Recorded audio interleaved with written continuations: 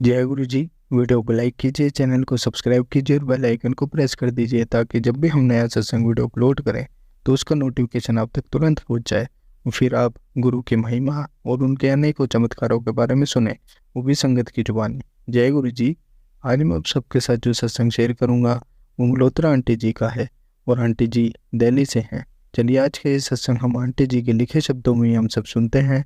बहुत ही सुंदर और चौंका देने वाला सत्संग शेयर करा है आंटी जी ने। जैसा आंटी जी ने सत्संग शेयर करा है वैसे ही आप सबके साथ इस सत्संग के माध्यम से आज मैं साझा करूंगा। इसलिए आप सभी संगत सत्संग के अंत तक बने रहना, उस सत्संग को बहुत ध्यान से सुनना, उस सत्संग को बीच में ना छोड़ें, क्योंकि सत्संग सुनने वाले का भी कल्याण होता है और सत्संग करने वाले का भी। और हो सकता है जो आप आज सत्संग सुने उससे आपको भी अपने कई सवालों के जवाब मिल जाए। चलिए सत्संग शुरू करते हैं। जय गुरु जी। मेरे जीवन में इस संसार का कोई अर्थ नहीं रह गया था। सब कुछ अस्पष्ट था।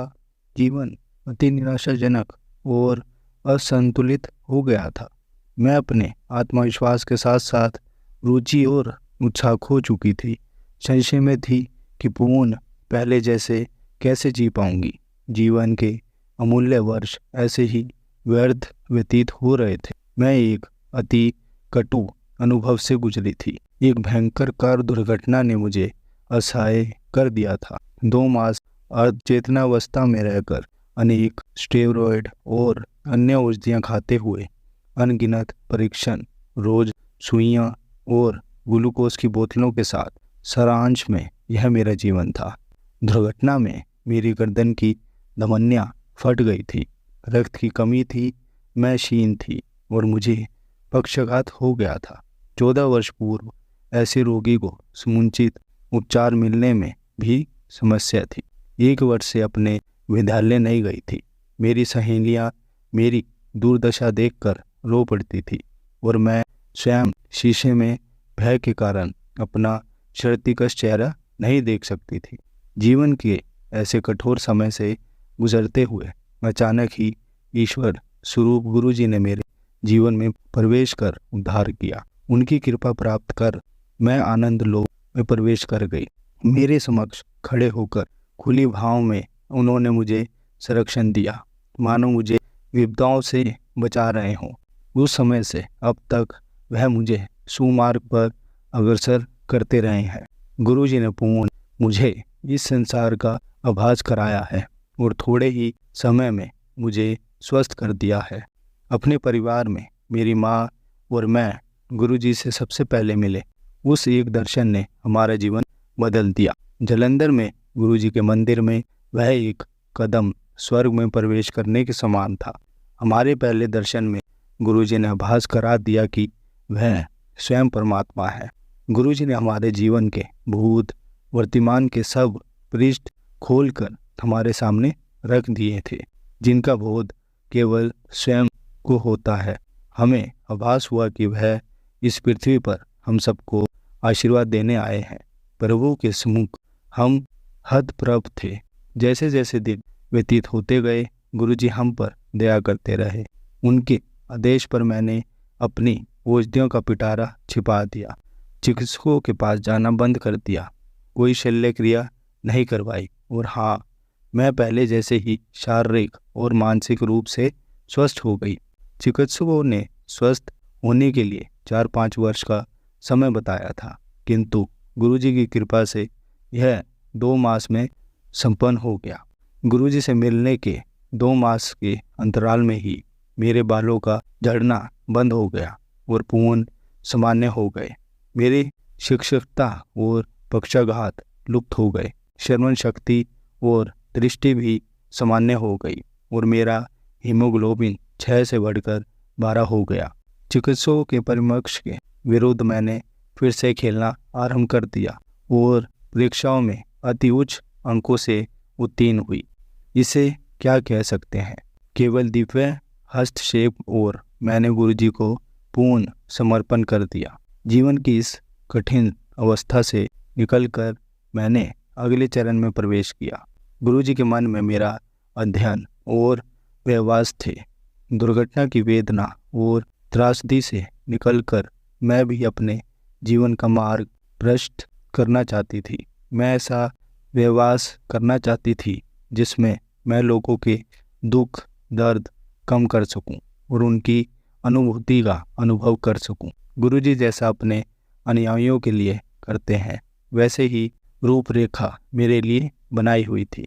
गुरुजी के आशीर्वाद और दिशा दर्शन से मुझे बिना औपचारिक अध्ययन किए बेंगलोर के एक महाविद्यालय में भौतिक चिकित्सा के पाठ्यक्रम में प्रवेश मिल गया।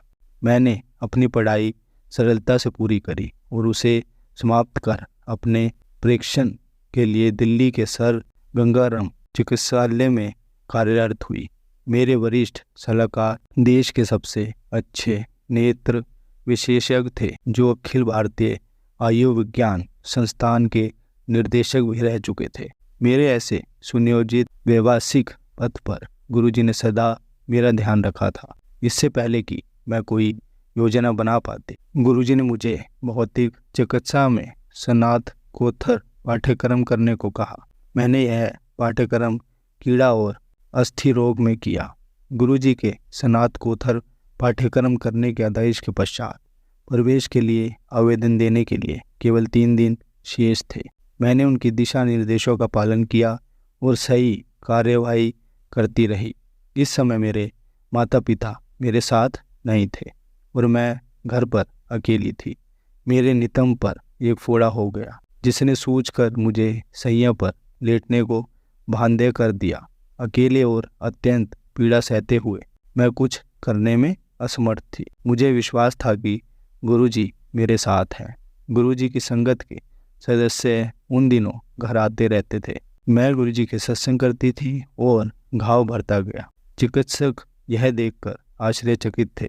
उन्होंने उसे फोड़ने का परामर्श दिया था, किंतु जिस भांति वह सूख रहा था उसके कारण से वह अनभिन्न थे। यह एक ऐसा विषय था जिसके बारे में सोचने से भी मैं कतराती थी। मुझे इतना कुछ करना शेष था, अपने आप को सिद्ध जो करना था, किंतु मेरे प्रभु गुरुजी ने मेरी भलाई के लिए मेरे जाने बिना ही मेरे जीवन के बारे में सोचा हुआ था। तो 23 वर्ष की आयु में उन्होंने मुझे विवाह करने के लिए 1 माह का समय दिया। यह अवधि मेरे लिए विवाह के बारे में ना सोचने के कारण सद्बंध करने वाली और अत्यंत कठिन थी। तथापि गुरुजी की दया से सब कार्य सहजता से होते गए, जैसे स्वयं ही हो रहे हों। मेरे परिवार के सदस्यों ने वर के लिए, जिसे मैं जानती थी, हाँ कर दी। गुरुजी ने उसे हमारे पास मेरे विवाह से मात्र 20 दिन पहले भेजा था। इस छोटे से समय में विवाह की सब तैयारियां, जो सामान्यतः 2-3 महीनों में होती है, हो गई। गुरु कृपा से विवाह भी बहुत वैभवशाली ढंग से संपन्न हुआ और उसके हर अंग में उनका प्रभाव स्पष्ट था। अब सब अतिथियों ने वातावरण, भोजन और सजावट आदि की अत्यधिक प्रशंसा करी। विवाह होते हुए गुरुजी ने संगत के एक सदस्य के माध्यम से संदेश भेजा कि हम दोनों जीवन भर के लिए साथ रहेंगे। इससे बड़ी और कौन सी भेंट हो सकती है। जब गुरुजी ने जीवन के सबसे महत्वपूर्ण निर्णय को अपना आशीष दे दिया है, तो चिंता का कोई प्रश्न ही नहीं उठता है। विवाह स्थल का विशेष वर्णन करना अनिवार्य है। सामान्य दिल्ली में विवाह स्थल बहुत पहले आरक्षित करना पड़ता है, क्योंकि अच्छे स्थानों की सदा कमी रहती है। यद्यपि मेरे विवाह में समय की कमी थी, उचित स्थान मिलने में कोई अड़चन नहीं हुई। अशोक होटल के बारे में गुरुजी ने मुझे 12 वर्ष पूर्व बताया था, किंतु 11 वर्ष की आयु में मैंने उस पर कोई ध्यान नहीं दिया था। गुरुजी के साधारण से कहे गए वचन भी अनुयायी के प्रति उनके मन की वास्तुस्थिति दर्शाते हैं। मुझे यह भी ज्ञात हुआ कि उनके अनौपचारिक से कहे हुए शब्दों में भी अनंत गूढ़ ज्ञान छिपा रहता है और उनको कभी भी सुनकर अनसुना नहीं करना चाहिए। जीवन का आधार गुरुजी हैं और सदा रहेंगे। मैं ऐसा परिवार चाहती थी जहाँ पर वह इसे समझ सके और सदा मेरा साथ दें। मेरी नंद, सास और मेरे पति सब गुरुजी में विश्वास रखते हैं। मैं गुरुजी की आभारी हूँ कि उन्होंने यह संभव कर दिया। गुरुजी अपनी कृपा दृष्टि हमारे परिवार पर करते रहते हैं। भले ही वह मेरे पति, उनका व्यवसाय मेरे नंद, अन्य ससुराल के सदस्य या पारिवारिक शांति की बात हो, वह जीवन के प्रत्येक पहलू को छूते हैं। दूतावास जाए बिना ही वीज़ा मिलना, संपत्ति के लेख, मेरे पति के व्यवसाय के मार्ग को सरल करना। गुरुजी सदैव हमारे साथ हैं और रहेंगे। दुर्घटना के पश्चात मेरे माता पिता अत्यंत विचलित हो गए थे। उनका जीवन अस्त व्यस्त हो गया था। उन्होंने अपनी बेटी को एक अति कटु मानसिक अध्यात से गुजरते हुए देखा था। मेरी माँ का जीवन मानो थम सा गया था। उनकी प्रत्येक क्रिया मेरे इर्द गिर्द घूमती थी। अति सौभाग्य और हंसमुख स्वभाव वाली मेरी माँ मानसिक रूप से अत्यंत विचलित हो गई थी, किंतु गुरुजी ने मेरे माता पिता को आरक्षण दिया जिसकी उन्हें अत्यधिक आवश्यकता थी। उन्हें उत्साह और प्रेरणा दी और उनके जीवन को पूर्ण रसमय बनाया।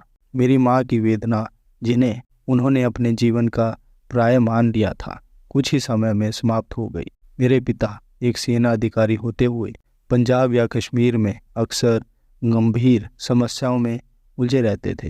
राष्ट्र की सेवा में लगे हुए प्राय वह देश के दुश्मनों का सामना करते रहते थे और उनके जीवन को सदा मृत्यु का भय रहता था। मेरी माँ को सदा चिंता रहती थी, पर गुरुजी कहते थे कि चिंता की कोई आवश्यकता नहीं है। उनके दर्शन, स्वप्न अथवा सुगंध के माध्यम से उनके साथ होने की अनुभूति सदा रहती थी। माँ को आश्वासन देते हुए या पिता का संरक्षण करते हुए मेरे छोटे भाई की सेना में जाने की हार्दिक अभिलाषा थी। गुरुजी ने इस विचार का प्रेम और अभिमान से स्वागत किया। उसके लिए शारीरिक परीक्षण की सीढ़ी पार करना सरल नहीं था। वह 2 बार असफल रहा था। चिकित्सकों के अनुसार वह वर्णनत था जिसका कोई उपचार नहीं है। गुरुजी ने आश्वासन दिया था कि इस बार वह सफल रहेगा और तीसरी बार वास्तव में उसमें इस रोग के कोई चिन्ह नहीं मिले। हम गुरुजी के दर्शन के लिए बीकानेर से दिल्ली आए थे। हमें रात्रि 9 बजे की गाड़ी से बीकानेर लौटना था, जो वहाँ प्रातः 8 बजे पहुँचती है, किंतु गुरुजी के मंदिर से उनके आदेश के बिना जाने का प्रश्न ही नहीं उठता है। हम गुरुजी के सम्मुख बैठे हुए थे। उन्हें पता था कि हमारे लिए क्या उचित है। समय गुजरता जा रहा था। अंत में उन्होंने हमें 10 बजे जाने की आज्ञा देकर 11 बजे की ट्रेन से जाने के लिए कहा, जिससे हम कुछ समय बचा सके। इतने प्रबंध के पश्चात हमारी गाड़ी बीकानेर स्टेशन पर प्रातः 8 बजे ही पहुंच गई। इतने समय की बचत के कारण हम अति प्रसन्न थे। अचंभे की बात है कि 8 बजे वाली ट्रेन हमारे पहुंचने के बाद 9 बजे वहां पहुंची। उसे धुंध के कारण देरी हो गई थी। तब हमें पता लगा कि गुरुजी ने हमें क्यों रोका हुआ था। गुरुजी ने मेरे पिता की वर्ती का भी ध्यान रखा और सदा करते रहेंगे। जब भी मेरे पिता को आवश्यकता होती है, गुरुजी उनके साथ होते हैं। कार्यरत रहते हुए उतार चढ़ाव आते रहते हैं और इसमें अक्सर योग्य अधिकारी का नुकसान होता है। मेरे पिता के सेना में रहने के कारण स्थानांतरण और परिवार को स्थायी रखने की समस्याएं सदा रहती थी। दुर्घटना के पश्चात मेरे पिता के पहले दर्शन पर गुरुजी ने मेरे पिता के मन में दुर्घटना के अवसर पर गुजरती हुई प्रत्येक बात बता दी। उन्होंने बताया कि मेरे पिता ने उस समय दुर्घटना को रोकने का कितना अर्थक प्रयास किया था। यह केवल मेरे पिता को पता था। गुरुजी हमारे प्रभु को इसका ज्ञान होना ही था। यद्यपि वह उस समय वहाँ नहीं थे और हम उन्हें जानते तक नहीं थे। मेरे पिता कई वर्ष से पीठ दर्द से पीड़ित थे। उन्हें बैठने या उठने में कठिनाइयाँ होती थी क्योंकि हम गुरुजी के पास और गंभीर समस्या लेकर गए थे। यह छोटी मोटी बातें हमने उनसे नहीं गई थी, किंतु ईश्वर को सबका ज्ञान होता है। अत्यंत एक दिन उन्होंने मेरे पिता को बुलाया और कहा कि चलिए आपके स्पॉन्डिलाइसिस का उपचार करते हैं। रसोई से एक चम्मच को उन्होंने मेरे पिता के मिरोंड के दोनों ओर ऊपर से नीचे तक ले गए और उनकी पीठ थपथपाकर बोले कि उपचार हो गया। उस दिन से मेरे पिता को वह समस्या फिर कभी नहीं हुई है। जब मेरे पिता 94 से 95 में कर्नल थे, पूरे प्रेम सहित गुरुजी ने उनको कहा कि उन्होंने उन्हें मेजर जनरल बना दिया है। सेना में पदोन्नति के लिए हायर कमांड या लॉन्ग डिफेंस मैनेजमेंट में से एक पाठ्यक्रम करना आवश्यक है। अति उत्तम अधिकारी होते हुए भी मेरे पिता का इन दोनों में से किसी में भी नामांकन नहीं हुआ। उस समय वह लेक में एक ब्रिगेडियर के उप कमांडर थे। उनकी ब्रिगेडियर को आतंकवादी समस्या से जूझने के लिए कश्मीर भेजा गया। गुरुजी की दया से वहां पर उनकी सेवा इतनी प्रशंसनीय रही कि मेजर जनरल तक की पदोन्नति के लिए उनका मार्ग प्रशंसित हो गया। वहां से उनको राष्ट्रीय रक्षा कॉलेज के लिए नामांकित किया गया। हायर कमांड या लॉन्ग डिफेंस मैनेजमेंट कोर्स किए बिना वह अकेले ऐसे ब्रिगेडियर थे। उनकी पदोन्नति भी चमत्कारिक है, क्योंकि अटालरी में केवल 3 ब्रिगेडियर ही मेजर जनरल पद के लिए चुने गए। मेरे पिता जलंधर में थे और उनकी रेजिमेंट को नसीराबाद जाने के आदेश आए। गुरुजी बोले कि परिवार को अगले 6 मास तक कहीं जाने की आवश्यकता नहीं है। मनुष्य होने के कारण हमने उनकी अवहेलना की और वहां जाकर स्कूलों में प्रवेश ले लिया। पता लगा कि उन विद्यालयों का वातावरण अत्यंत निराशाजनक था। हमें बिना कुछ प्राप्त किए खाली हाथ ही वापस आना पड़ा। उसके तुरंत बाद पंजाब में अत्यधिक वर्षा हुई, जितनी संभवतः पहले कभी नहीं हुई थी। मेरे पिता की रेजिमेंट को वहीं पर 6 मास और रुकना पड़ा। इसे क्या कहेंगे, अचंबा ही अचंबा। एक रात हम अपनी नई इंडिका गाड़ी में वापस घर आ रहे थे कि अचानक कार के गियर में समस्या आ गई और वह तीसरे पर अटक गया। हम में से किसी को भी इस कार के बारे में कुछ नहीं पता था। अत्यंत मेरे पिता ने उसी गियर में गाड़ी चलाई। चलते रहने के लिए 40 किलोमीटर की गति रखना अनिवार्य था। गुरुजी का नाम लेकर हम चलते रहे। उस 13 किलोमीटर के मार्ग पर अनेकों लाल बत्तियों के होते हुए भी हमें कोई रुकावट नहीं हुई। अंत में घर के पास गायों का एक झुंड बैठा हुआ था। मेरे पिता को लगा कि अब तो गाड़ी रुक जाएगी। अचानक वह सब गायें उठकर एक किनारे हो गई और कार निकालने के पश्चात वही सड़क पर आकर बैठ गई। जिस दिन मेरी माँ ने गुरुजी के दर्शन किए, वह उनके लिए सबसे बड़ा दिन रहा है और वह उसे कभी भी भूल नहीं सकती। कार दुर्घटना के पश्चात हमारे हितैषी गुरुजी के पास जाने के लिए कहते थे। मेरी माँ में धार्मिक प्रवृत्ति का अभाव था, अत्यंत वह नहीं जानती थी। एक दिन उनकी एक मित्र जो गुरुजी की भक्त भी थी, प्रातःकाल उनके पास जा रही थी। मेरी माँ के मन में उनके विचार उत्पन्न हुए, क्या इसे कुछ और करने को नहीं है? घर के सब काम छोड़कर यह ऐसे कैसे जा सकती है? इस युग में भी यह बाबा और संतों के चक्कर काट रही है। मेरी माँ की वह मित्र मेरी माँ को बार बार चलने का आग्रह करती रही थी।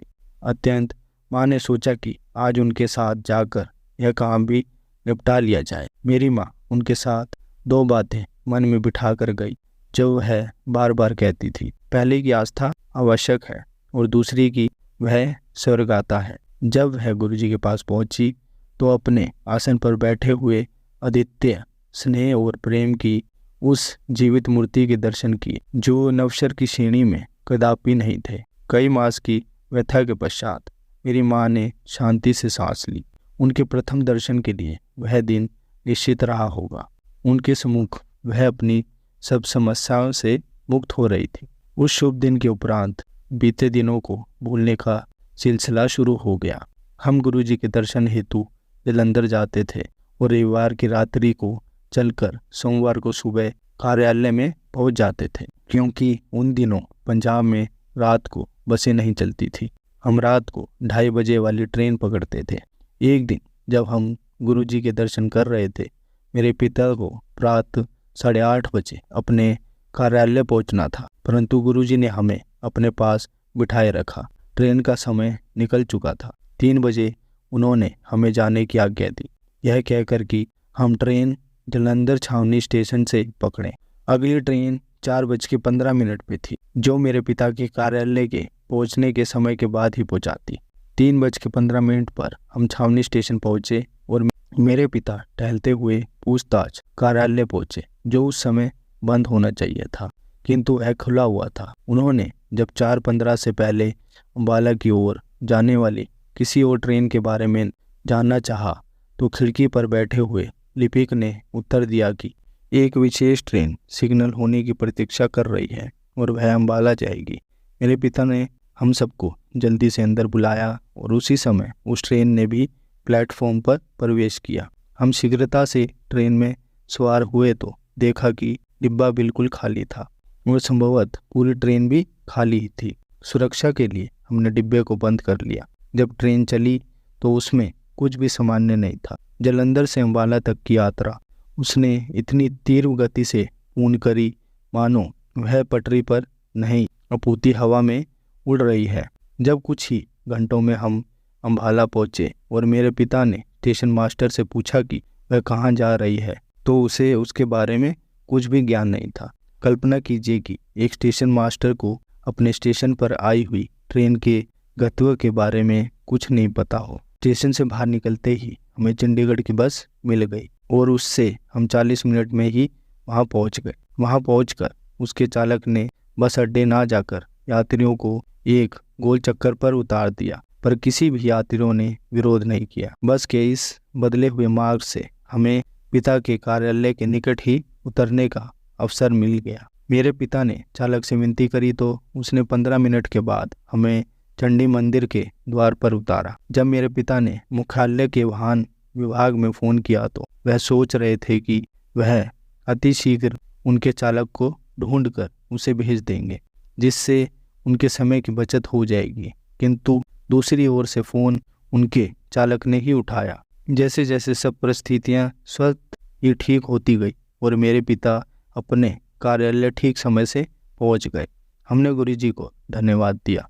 अगले सप्ताह जब हम जालंधर पहुंचे तो गुरुजी ने मेरे पिता से पूछा कि उन्हें वह भूत ट्रेन कैसी लगी थी। तब हमें पता लगा कि यात्रा का समय इतना कम कैसे हुआ था। दिव्य हस्तक्षेप। गुरुजी महान है। संक्षेप में यह मेरे और मेरे परिवार के स्मरण है। हमारी ओर से क्या आवश्यक था? केवल आस्था और समर्पण। क्या उनकी आशा करना बहुत अधिक है? गुरुजी हमारे सम्मुख हैं, वह परमात्मा है।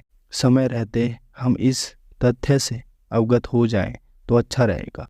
हर मिनट हर सेकंड चमत्कार से परिपूर्ण है। कहने को अभी भी बहुत कुछ शेष है। सबको आकार इस आनंदमय संसार और प्रभु प्रेम को प्राप्त करना चाहिए। वह हम सबको बुला रहे हैं। हम किसकी प्रतीक्षा कर रहे हैं? जय गुरु जी, शुक्राना गुरु जी। संगत जी, आज हम आपको श्री रुद्र संहिता का द्वितीय खंड का 8वां अध्याय पढ़कर सुनाएंगे। काम की हार। सूत जी बोले, हे ऋषियों, जब इस प्रकार प्रजापति ब्रह्मा जी ने कहा तब उनके वचनों को सुनकर नारद जी आनंदित होकर बोले, हे ब्रह्मा, मैं आपको बहुत धन्यवाद देता हूँ कि आपने इस दिव्य कथा को मुझे सुनाया है। हे प्रभु, अब आप मुझे संध्या के विषय में और बताएं कि विवाह के बाद उन्होंने क्या किया। क्या उन्होंने दोबारा तप किया या नहीं? सूत जी बोले, इस प्रकार नारद जी ने ब्रह्मा जी से पूछा। उन्होंने यह भी पूछा कि जब कामदेव रति के साथ विवाह करके वहाँ से चले गए और दक्ष आदि सभी मुनि वहाँ से चले गए, संध्या भी तपस्या के लिए वहाँ से चली गई, तब वहाँ पर क्या हुआ? ब्रह्मा जी बोले, हे श्रेष्ठ नारद, तुम भगवान शिव के परम भक्त हो। तुम उनकी लीला को अच्छे प्रकार जानते हो। पूर्व काल में जब मैं मोह में फंस गया तब भगवान शिव ने मेरा मजाक उड़ाया। तब मुझे बड़ा दुख हुआ। मैं भगवान शिव से ईर्ष्या करने लगा। मैं दक्ष मुनि के यहाँ गया। देवी रति और कामदेव भी वहीं थे। मैंने उन्हें बताया कि शिवजी जी ने किस प्रकार मेरा मजाक उड़ाया था। मैंने पुत्रों से कहा कि तुम ऐसा प्रयत्न करो जिससे महादेव शिव किसी कामान्य कांति वाली स्त्री से विवाह कर लें। मैंने प्रभु शिव को मोहित करने के लिए कामदेव और रति को तैयार किया। कामदेव ने मेरी आज्ञा को मान लिया। कामदेव बोले, हे ब्रह्मा जी, मेरा अस्त्र तो सुंदर स्त्री ही है। अत्यंत आप भगवान शिव के लिए किसी परम सुंदरी की सृष्टि कीजिए। यह सुनकर मैं चिंता में पड़ गया। मेरी तेज सांसों से पुष्पों से सजे बसंत का आरंभ हुआ। बसंत और मलयालन ने कामदेव की सहायता की। इनके साथ कामदेव ने शिवजी जी को मोहन की चेष्टा की, पर सफल नहीं हुए। मैंने मुरद गणों के साथ पूर्ण उन्हें शिवजी जी के पास भेजा।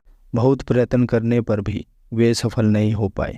अत्यंत मैंने बसंत आदि सहचरों सहित रति को साथ लेकर शिवजी जी को मोहित करने को कहा। फिर कामदेव प्रसन्नता से रति और अन्य सहायकों को साथ लेकर शिवजी जी के स्थान को चले गए। संगत जी, कल के सत्संग में हम आपको श्री रुद्र संहिता का द्वितीय खंड का 9वां अध्याय पढ़कर सुनाएंगे। जय गुरु जी, शुक्राना गुरु जी। संगत जी, अगर आपको आज का सत्संग अच्छा लगा हो तो आप इस सत्संग को और संगत के साथ जरूर साझा करें, जिससे वो भी महाराज का दिव्य आशीर्वाद प्राप्त कर सके। जय गुरु जी।